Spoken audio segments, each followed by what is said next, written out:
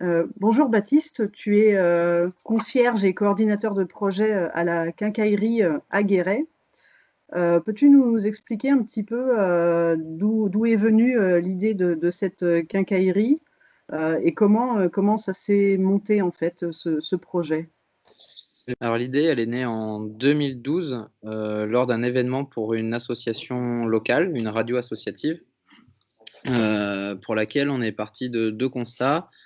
La radio manquait cruellement de visibilité à Guéret et le centre-ville de Guéret est un peu en train de mourir. Enfin, si ce n'est. Donc en fait, on s'est dit, si on allait installer la radio dans des locaux vacants en centre-ville. Et en fait, vu que le lieu était plutôt grand, il y avait une ressourcerie qui venait de se monter, donc on a équipé le lieu avec une ressourcerie. Je faisais un peu de photos, j'ai invité 2-3 potes photographes. On a fait une expo, un bar associatif, des concerts, et c'est là d'où est née l'idée en fait de créer un lieu. Mhm. D'accord. Mais financièrement, vous n'êtes pas parti de rien? Comment ça s'est passé? Alors dans la vie, il y a des concours de circonstances, on dit.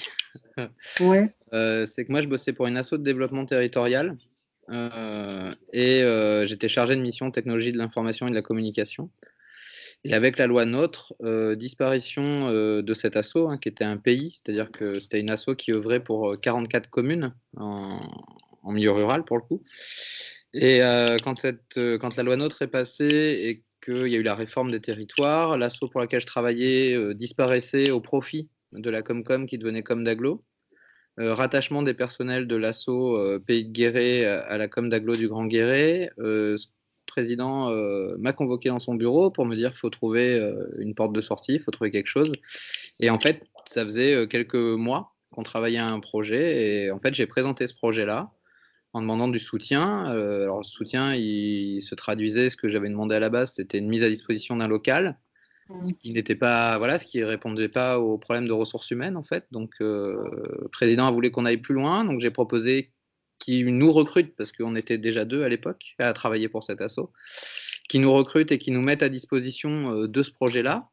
Il a dit oui, pourquoi pas. Et puis en fait, ça a été plus loin que ça, à savoir que c'est l'aglo qui porte le lieu. Ouais. Alors, on a eu un peu peur de la récupération politique hein, sur le coup, mais en fait, on a Ouais. réussi à négocier une certaine confiance et une certaine liberté. Le lieu mis à disposition, mais à l'intérieur, enfin, il y a quand même des salariés, des bénévoles, il faut quand même financièrement arriver à tenir pour, je sais pas, pour les achats de machines, enfin, comment tout ça, ça tient, comment ça fonctionne? Alors nous, je vais te dire, on est multi-financement. Ouais. Sur mon salaire, par exemple, c'est des fonds européens, le programme LEADER, qui sont des programmes de 5 ans sur l'innovation en milieu rural.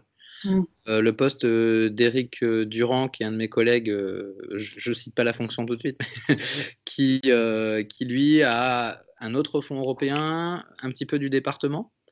Le troisième salarié, donc Kevin, lui est en emploi aidé, donc il y a 60% de fonds d'État.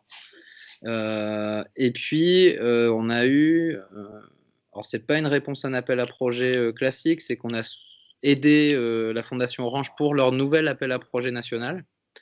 Et du coup, on a été un peu bêta-testeur de ce que ça devait être ou de ce que ça pourrait être. Et là, ils sont arrivés avec 100 000 euros avec lesquels on a pu investir massivement dans des outils.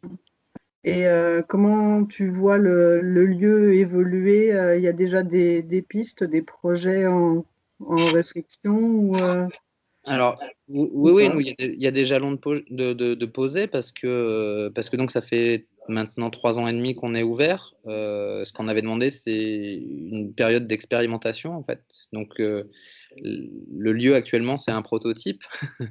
Bon, on arrive à la fin de ce prototype-là, ce qui nous a permis d'analyser les besoins en fait de la communauté du lieu, mais aussi s'appuyer sur des besoins de territoire. Et donc, on a un projet de déménagement là normalement en mai 2019, Ah, dans un lieu qui sera beaucoup plus grand et adapté à tout ce qu'on veut faire et tous les besoins qu'on aurait identifiés. l'autre idée, c'est qu'à terme aussi, parce que autant c'est confortable, autant c'est un modèle fragile tout de même, hein, d'être un service d'une collectivité. On est à l'abri de rien, tu vois, un changement de couleur politique, on sait très bien que la baisse des dotations existe. L'idée, c'est de partir sur une structure SIC, société coopérative d'intérêt collectif, où à la fois mais l'agglo peut avoir des parts, les coworkers ont des parts, les assos ont des parts, le citoyen a des parts. Je trouve que c'est philosophiquement, éthiquement, la structuration juridique qui correspond au mieux à ce qu'on veut faire. L'agglo est plutôt partante, après c'est une autre gestion, quoi. C'est une gestion d'une structure coopérative avec tout ce que ça engendre, au niveau compta, au niveau de tout ça, que là, on a un service finance, on a un service com, on a, tu vois, oui. Et au niveau des partenariats, comment ça se passe? Parce que j'ai cru comprendre qu'il y avait une ressourcerie partenaire, enfin qu'il y avait différentes entités. Tu peux m'en parler un peu plus? Oui, bien sûr. Nous, on parle carrément d'un écosystème quincaillerie, en fait. Effectivement, la ressourcerie qui est quand même un de nos partenaires forts parce que 75% des meubles qu'on a dans la quincaille, que ce soit des bureaux, des chaises ou même d'autres objets un peu atypiques, viennent de cette ressourcerie-là, qui anime aussi des ateliers, réparation vélo, repair café à la quincaillerie. Après, on a beaucoup d'associations qui ont leurs sièges sociaux directement dans les locaux. Beaucoup d'assauts socioculturels, organisations de concerts, mais aussi une monnaie locale complémentaire qui est installée sur le siège social.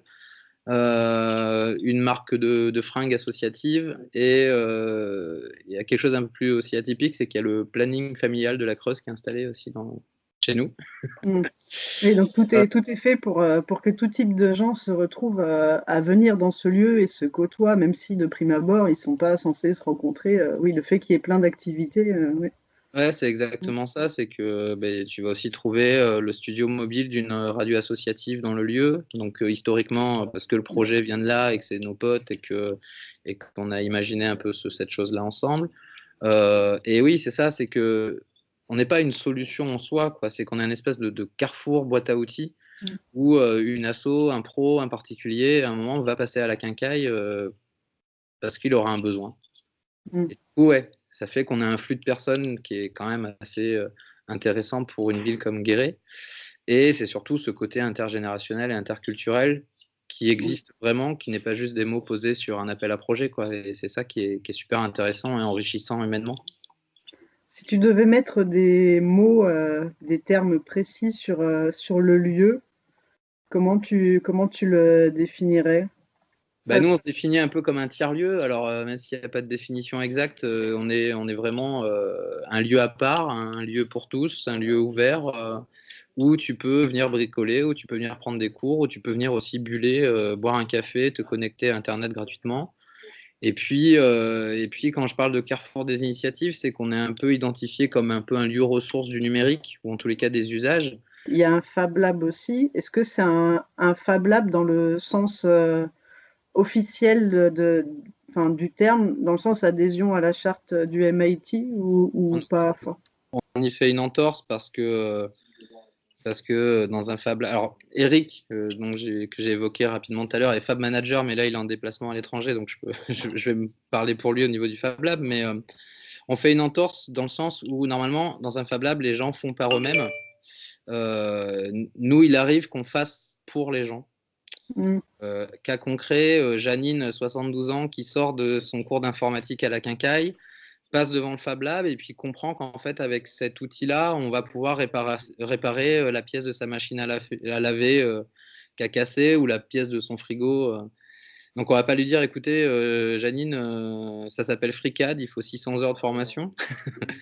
En fait, le fait qu'elle comprenne que le Fab Lab va pouvoir réparer un objet, qu'elle va pas être obligée de réinvestir, voire même de faire un crédit pour changer sa machine à laver. Voilà. Nous, on va répondre à ce besoin dans un but de lutte contre l'obsolescence. Et puis, en fait, on répond à un besoin de la population, encore une fois.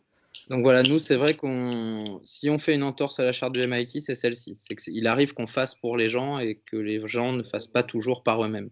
Voilà. Ouais. Mais après, ouais, dans le Fab Lab, tu trouves de l'impression 3D, ABS et PLA. On a une découpe laser, on a une brodeuse numérique, on a pas mal de kits de prototypage, Arduino, Raspberry, un peu de Timio aussi pour faire de la robotique, voilà, des mi-armes, des choses comme ça.